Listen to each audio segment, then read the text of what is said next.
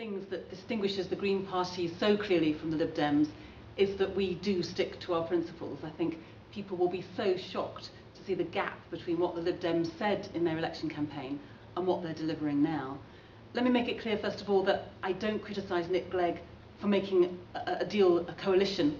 I think coalition government can often be very good, and obviously it's often the outcome of proportional representation, which is what we want to see. But what I do criticise Nick Clegg for, absolutely, is the terms of the deal that he has struck with David Cameron, because that has required him to give up so many long-held principles of the Lib Dems.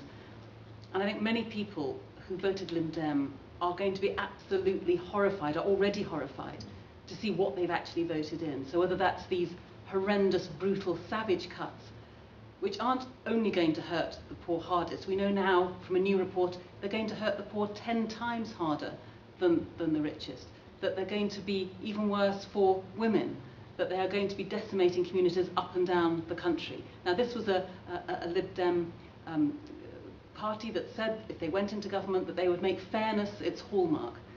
Well, I think we can see that's simply completely not the case.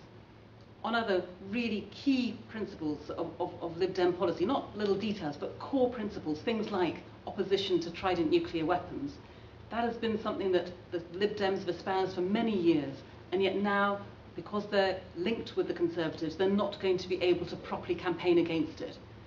If you're looking at things like nuclear power, again, they're going to be muzzled on that because they can't properly make the case for green energy, for real investment in renewable energy, energy efficiency, all of the things that they said they were going to do. And so whether we're talking about energy, or if we're talking about nuclear weapons, or if we're talking about fairness, if we're talking about rail fares, again, they promised not, in fact, they promised to reduce rail fares. Instead, they've gone ahead with more increases. So on a whole range of issues, they've sold out. And perhaps for me, one of the biggest betrayals is the way in which they've sold out on electoral reform as well. The party has stood for genuine electoral reform for decades, and now they had an opportunity where they could have really tried to put that into effect. And instead they've settled for the crumbs from the Tory table, which is simply an alternative vote, which is not anything like as fair and as proportional as we need if we're serious about opening up to Westminster to new voices and new influences.